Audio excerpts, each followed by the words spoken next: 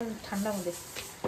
Hello guys, new ইয়ারে আপনারা সবাই ভালো থাকবেন, সুস্থ থাকবেন, আর ভালো ভালো রেসিপি বানিয়ে খাবেন।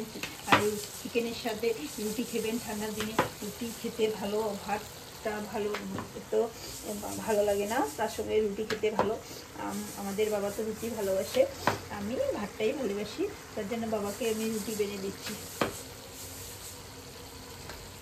তখন বাবাকে আমি দিয়ে দিব, পটাপট রান্নাটা করে নিচ্ছি। আর এদিকে চিকেনটাকে কষাচ্ছি। ঠান্ডার মধ্যে চিকেন কষা খেতে বহুত টেস্টি লাগে। একদম আমি গ্রেভিটা একটু জলটা আমি কম দেব। কিরকম লাগবে চিকেনটা আমাকে বলবেন। আমি মিট মশলাটা লাস্টে দিয়ে দিব। স্যানিটাইজার মিট মশলা আমি একটু চিকেনটা কষিয়ে তারপরে দিব। তার এই সাইডে আমি রুটিটা মিনিয়ে নেব।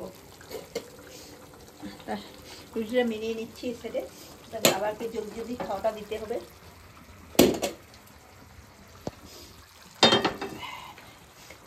বাবা টাইম হয়ে গেছে, বয়স্ক মানুষ তো জলদি জলদি খেতে চায় না, তার জন্য আমি পটাপট রুটিটা মিনিয়ে নিচ্ছি। আর আপনাদের কীরকম লাগে খেতে রুটি? আমি রুটি ভালোবাসি না, আমি ভাতটাই ভালোবাসি।